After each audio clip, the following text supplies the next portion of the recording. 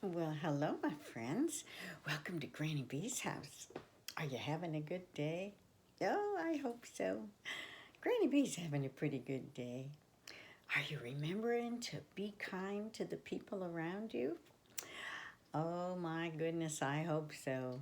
That's one way even you can make this world a better place. Well, speaking of this world, I want to talk about another world. The world of the Lion King. Oh, Granny B was so happy to find this book at the thrift store the other day, and I've got a wonderful story to read you from the Lion King.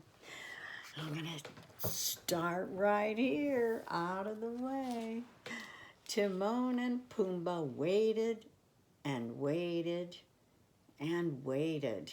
They were supposed to meet Simba at Pride Rock over an hour ago, and he still wasn't there.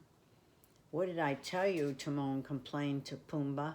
A guy becomes king and suddenly he forgets about the little people, the ones who knew him when he was all alone with no one to turn to.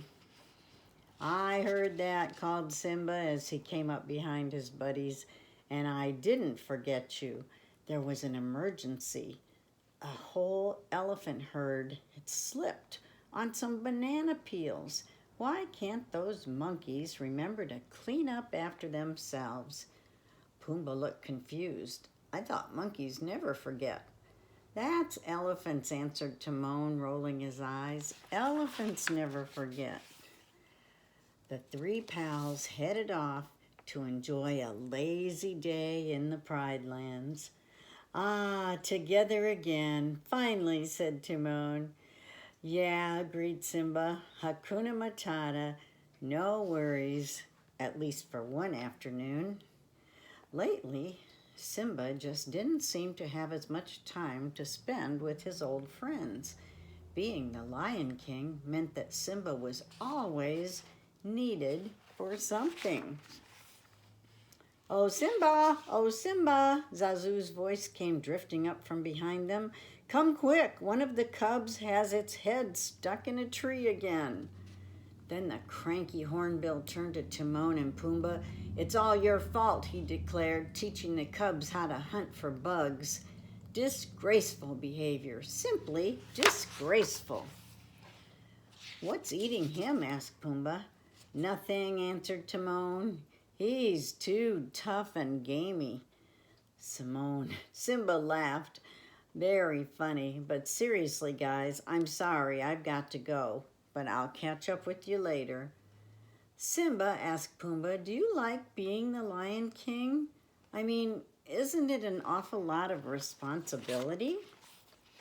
Well, sure, answered his friend, but I like having everyone depend on me to keep them safe.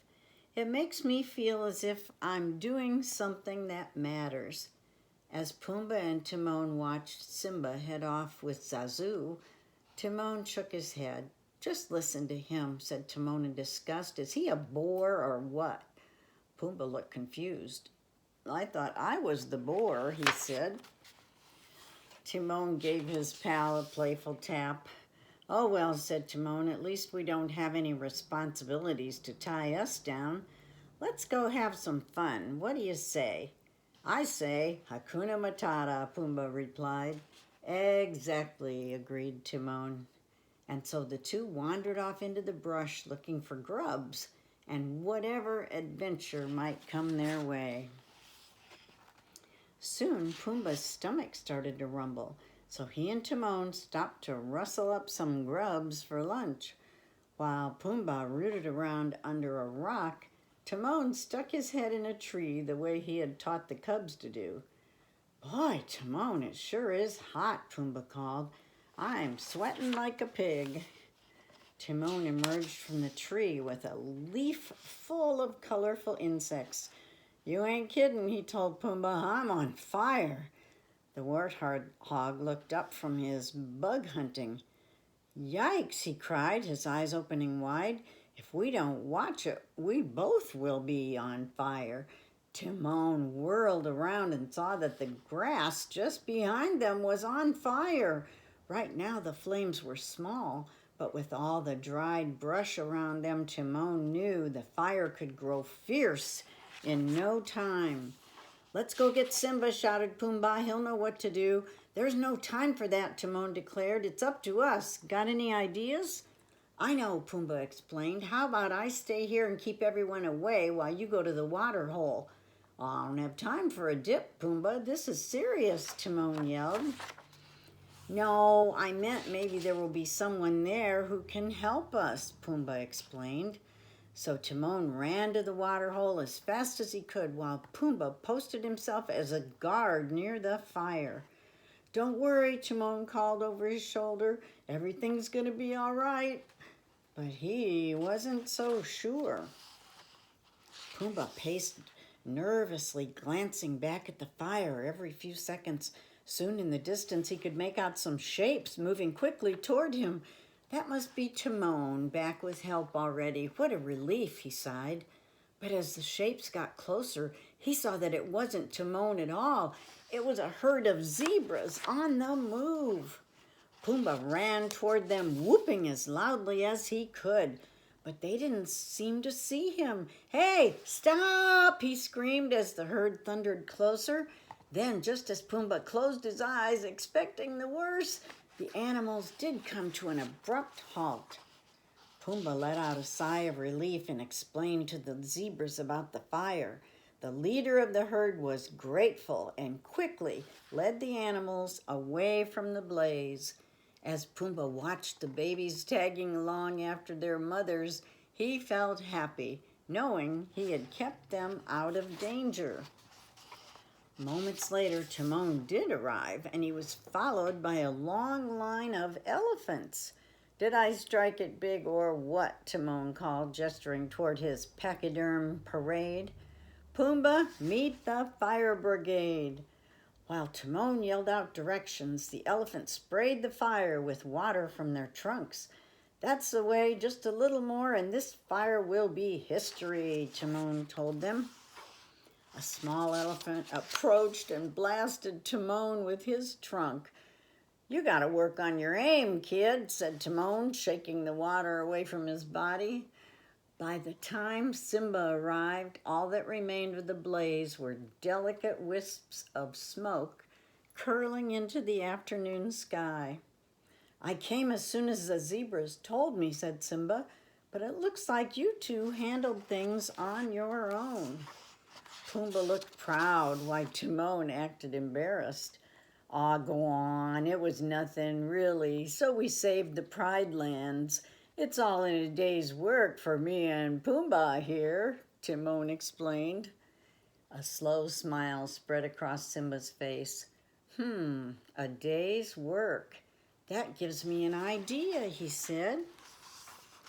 "Since you guys get around so much," Simba suggested, "how would you like to be the official fire patrol of the Pride Lands? That is, if it wouldn't be too much responsibility." "Okay, here's the deal," Timone replied. "If we're going to start acting responsible, you're going to have to lighten up a little. Stop and smell the stink bugs, for Pete's sakes. Deal?" "Deal," Simba agreed, bounding off into the distance. "Last one to the water hole's a rotten ostrich egg." "Look who's all fired up now," wisecracked Timone, climbing on Pumbaa's back. "Ah, just like the old days," Pumbaa said cheerfully as he took off running after their pal, the Lion King. Pumbaa and Timone thought that Simba was no fun, 'cause since their pal became a king, his work was never done. Then they found out for themselves how good it feels inside to have a job to call your own, one you can do with pride. Whoa, was that a good life lesson? Oh my, having a chore to do that's your own job is a good thing to express responsibility in your life and give you a sense of pride for helping out and for holding up your end of the work. So I hope that whether it's in the classroom or in your house or in your neighborhood, if you have a job to do, if you're given a chore list or if you're asked to help out, I hope you will accept that responsibility and take pride in the fact that you are making a contribution to the running of the household or the neighborhood or the classroom. So just be responsible, do the work that's asked of you, and be kind to the people around you. You know Granny B loves you, and I want you to come back and see me again real soon so I can read you another story. Okay? Bye-bye.